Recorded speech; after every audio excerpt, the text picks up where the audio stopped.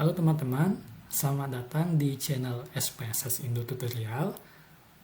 Channel ini nanti akan membahas mengenai cara menggunakan aplikasi SPSS maupun sharing-sharing ilmu mengenai statistika serta penggunaan aplikasi-aplikasi lainnya. Nah, jadi teman-teman, semoga di sini bisa memperoleh informasi yang bermanfaat, terutama bagi teman-teman yang saat ini sedang mengerjakan penelitian seperti skripsi, tesis yang memerlukan aplikasi pengolah data seperti SPSS. Jadi teman-teman, mohon dimaklumi ilmu saya tidak terlalu banyak. Ini di sini sifatnya sharing-sharing saja. Apabila terjadi kesalahan, teman-teman bisa komentar di kolom di bawah.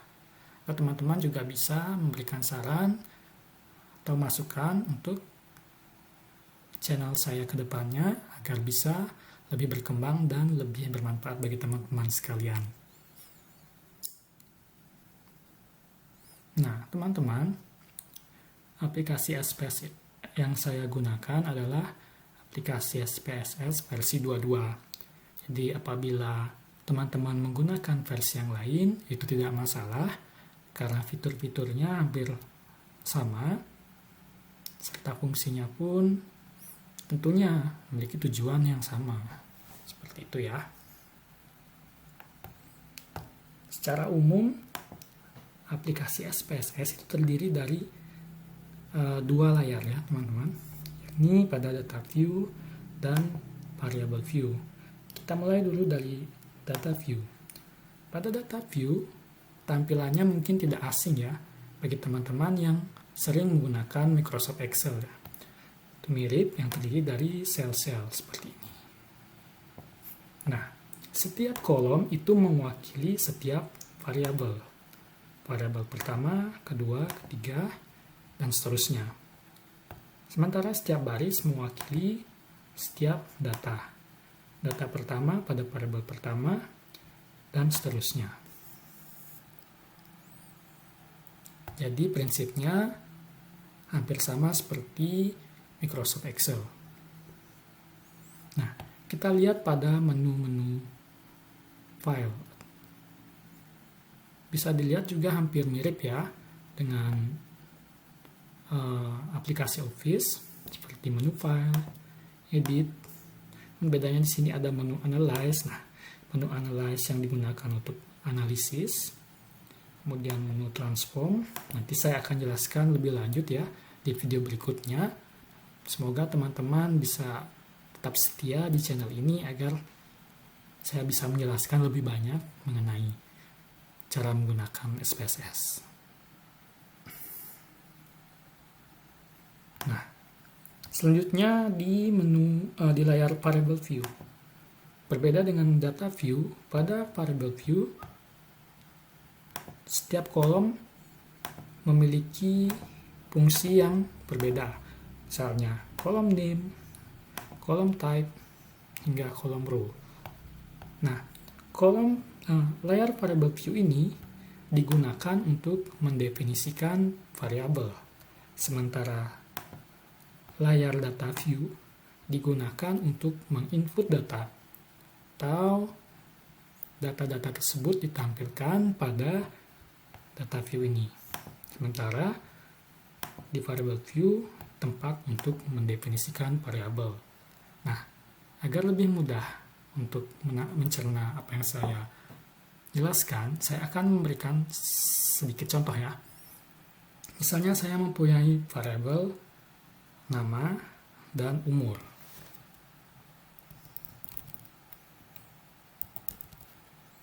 Teman-teman bisa mengetiknya di kolom name, nama dan umur.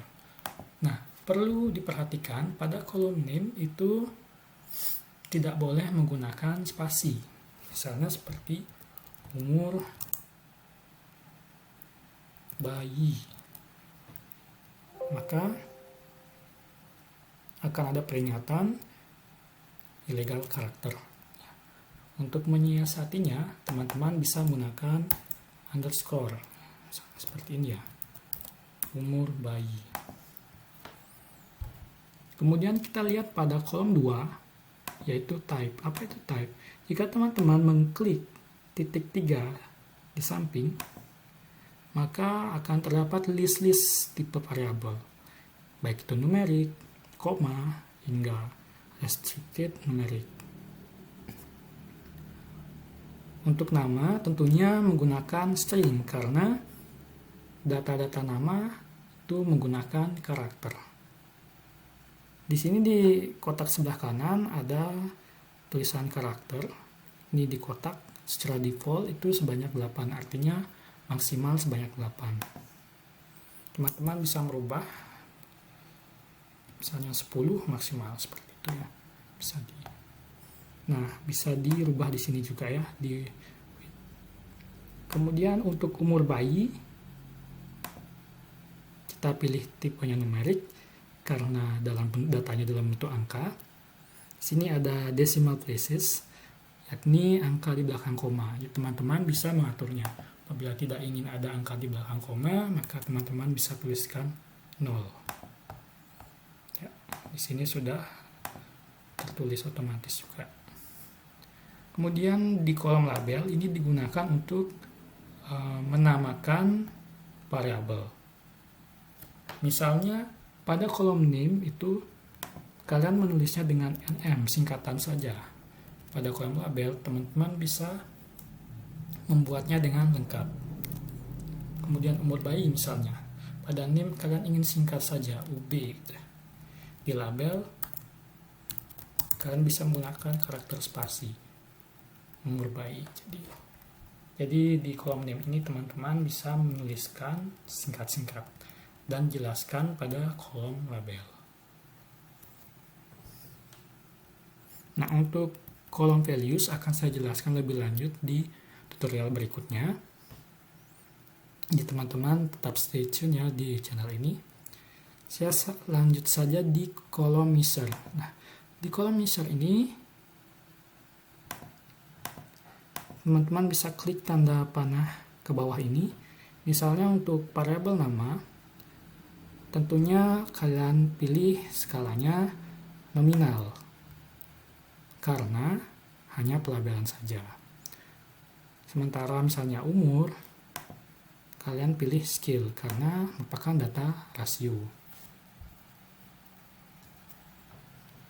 Untuk interval pun tetap menggunakan skill ya teman-teman. Karena di sini tersedia 3 ya, ordinal, nominal, dan skill. Seperti itu. Nah, setelah kita mendefinisikan variabel, kita bisa menginputnya di data view ya.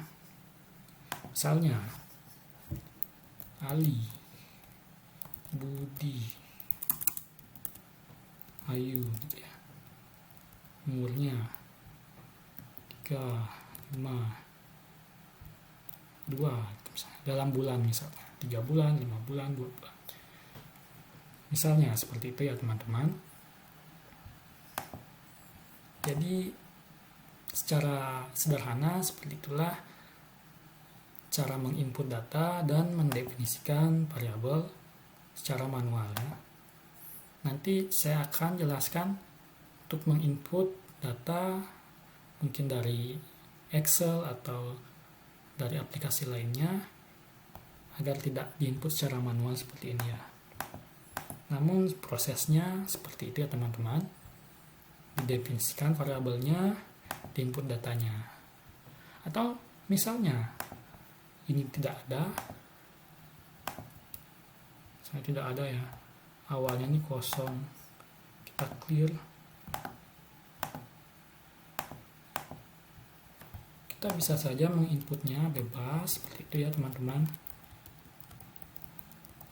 Baru kita definisikan di variable view secara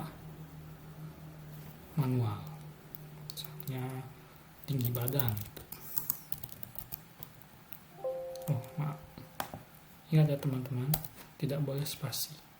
TB, BB seperti itu. Misalnya saya singkat TB tinggi badan, berat badan. skalanya skill. Nah, seperti itu ya teman-teman. Jadi bisa diinput dulu baru didefinisikan, atau bisa juga didefinisikan terlebih dahulu baru diinput datanya. Tinggi badan 150. Teman-teman bisa mengeditnya. Berarti ini fleksibel ya teman-teman, tidak ada pengunciannya. Seperti itu. Nah, mungkin untuk pengenalan singkat sampai di sini dulu ya teman-teman. Untuk video selanjutnya saya akan menjelaskan lebih detail lagi. Jadi teman-teman bisa komen di bawah apa yang perlu saya jelaskan di video selanjutnya, dan mohon untuk masukan agar channel ini bisa berkembang ke depannya dan bisa memberikan informasi kepada teman-teman sekalian. Tetap stay tune dan jangan lupa untuk tekan tombol subscribe. Terima kasih.